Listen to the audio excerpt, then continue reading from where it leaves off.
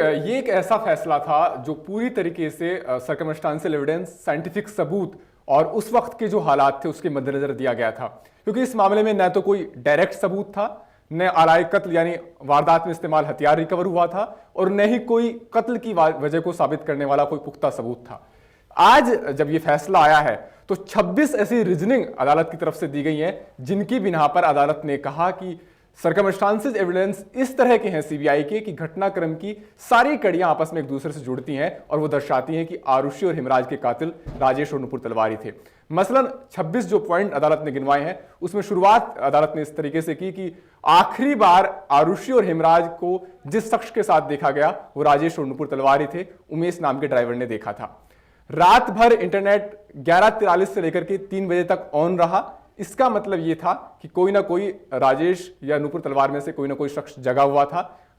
जो जिस जगह आरुषि की डेड बॉडी मिली उससे राजेश और नुपुर तलवार के कमरे की दूरी बहुत कम थी, सिर्फ बीच में एक पार्टीशन था, और ऐसा हो नहीं सकता कि कत्ल हो जाए उनको भनक ना लगे।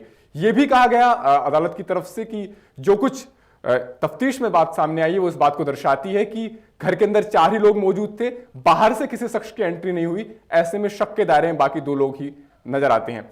यह भी कहा गया अदालत की तरफ से कि जो चेन है वो अगर आगे बढ़ती है, जब नोएडा पुलिस वहां पर पहुंचती है, हिमराज की लाश को छत पर होती है, बाहर से लॉक लगा होता है। बार बार राजेश तलवार से कहा गया कि आप ताला जो लगा हुआ है उसकी चाबी दे दीजिए। राजेश तलवार ने मिसलीड करने की कोशिश की।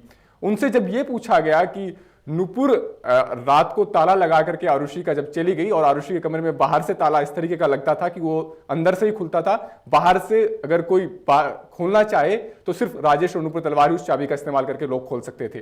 जब उनसे पूछा गया कि वो चाबी कहाँ है, उन्होंने कोई जवाब नहीं दिया। अगले दिन चाबी लॉन में मिली और उनसे पूछा गया कि चाबी यहां तक कैसे पहुंची, इसका जवाब उनके पास नहीं था। आरुषि के प्राइवेट पार्ट्स को साफ किया गया, तमाम सबूतों को खत्म किया गया, हर तरीके से जांच को मिसलीड करने की कोशिश की गई। तो ये 26 वो चेन है जो दर्शाती हैं कि कहीं ना कहीं शक के दायरे में राजेश और नुपुर तलवार थे, और उनकी बिना पर अदालत ने माना कि अगर सर्कमस्टांशियल एविडेंस इस तरह के हैं कि घटनाक्रम की कड़ियां जुड़ती हैं, आपस में टूटती नहीं, तो सजा हो सकती है। और यही वजह रहा इस पूरे मामले में कन्विक्शन का।